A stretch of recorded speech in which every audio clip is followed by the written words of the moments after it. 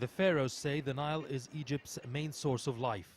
But Egyptians recently woke up to the reality that their source of life is in someone else's hands and could be jeopardized by the building of the Renaissance Dam on the Nile. According to the 1929 Nile Basin Agreement, Egypt's annual water share is 55 billion cubic meters, which has not changed in spite of the population increasing 5-folds since then, putting the country below water poverty levels by the UN. Any reduction of its water share could cause social unrest in the country. Ethiopia says it is building the dam to generate much-needed electricity and has constantly assured Egyptians that it will not in any way reduce Egypt's water share in the Nile.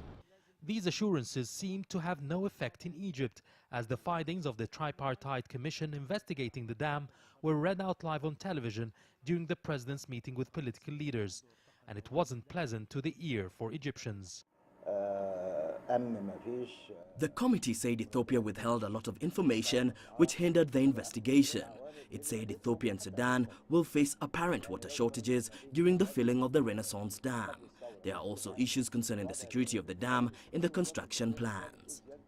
The Egyptian government called on Ethiopia to stop construction and work together on a mutual agreement that benefits both sides. But recent statements attributed to top Egyptian politicians during the meeting with President Mohamed Morsi suggesting military intervention in the dispute have not gone well with the authorities in Addis Ababa, who this week summoned Egypt's ambassador to Addis Ababa for an explanation. Sudan, on the other hand, is cautioning Cairo to desist from making provocative pronouncements over the controversial dam projects.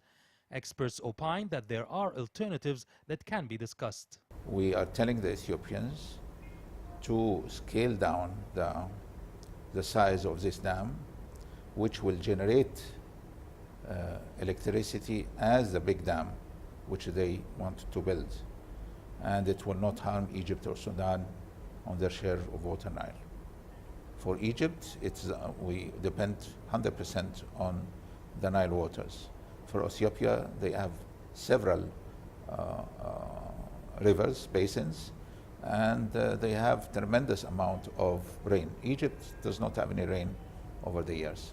Although Ethiopia has not stopped construction, Egypt is preparing an extensive diplomatic campaign to solve this crisis through peaceful means, hoping it would not need to resort to military action.